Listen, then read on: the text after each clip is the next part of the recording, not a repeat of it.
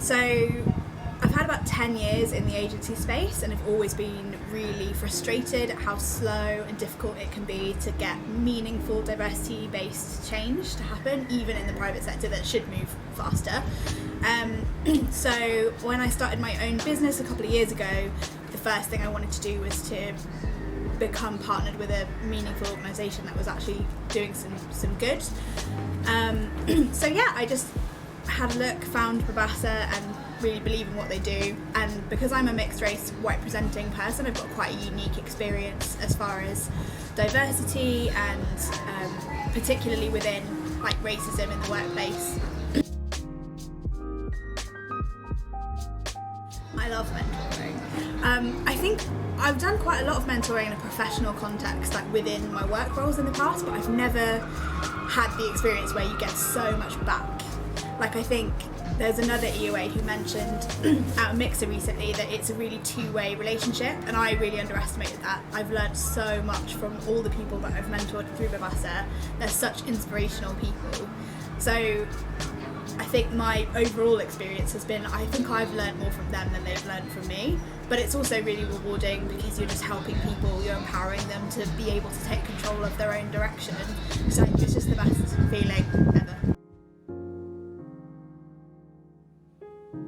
But yeah, fundraising, however you want to go about it, and there are loads of different options there. Pro bono work is another thing that I've offered before, and I know a lot of other people do as well. Mentoring one-to-one, but there's also group stuff, so you don't have to just have like a person that you're committed to for an amount of time. You can go and give workshops, which is something that I've done before as well. There's loads of different ways of getting involved, and obviously financial donation is one, but it's not the only thing that you would give if you were an EOA. Like, it's more involved than that, but there's loads of different stuff that you can do.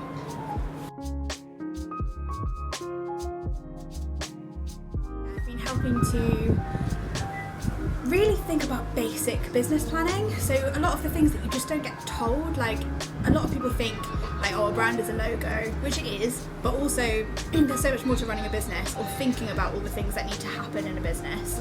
And so a lot of the work that I've ended up doing has been setting up processes, working with young people to find out how do they work in the best way, what's the kind of stuff that they respond well to, and what are the things that they are really interested in.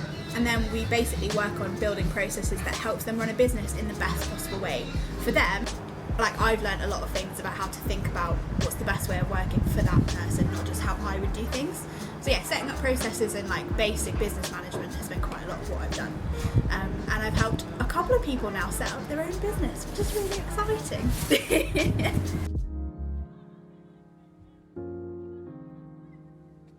I mean, definitely satisfaction is the best thing ever, but I think also, like, on paper I was aware of the situation in Bristol and how far we still have to come as a city to getting anywhere near being an equitable space for everyone. But it's really eye-opening when you start hearing personal experiences of various different young people and all of the different things that they've gone through to get to where they are now, and just how hard they have to fight to do things that the rest of us who are in these like white-collar positions, we think of all these things as being so easy and basic and we've always known about them.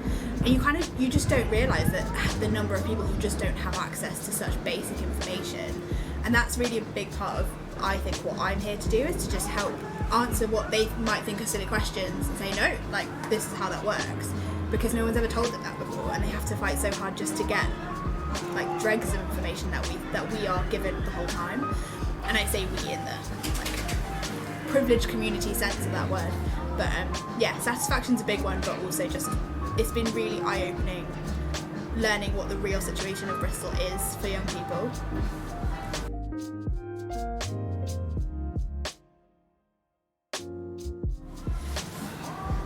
There's always something you can give.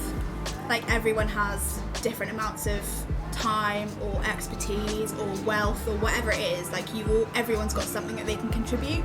And I think a lot of people get put off because they feel like, oh, I can't donate financially, or I don't have loads of time, but it doesn't have to be a mentoring situation. Like, there are so many different things that EOAs do. Yes, everyone's got a part to play, I think, would be my biggest piece of advice. And you literally will not regret it. Like, there cannot be any lose situation by becoming an EOA. It's great.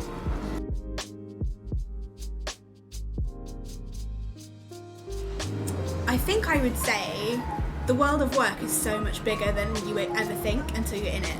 And it can feel like there's this whole, when you're young, there's this idea of like, I can do anything, which sounds really exciting, but then the flip side of that is, oh my god, I can do anything, and where do you put your focus? I think one of the great things about the Basset is there is a whole group of people dedicated to helping you find the best focus for you right now. And there's no wrong answer. You can try it and see what it's like, and then see if it's right for you.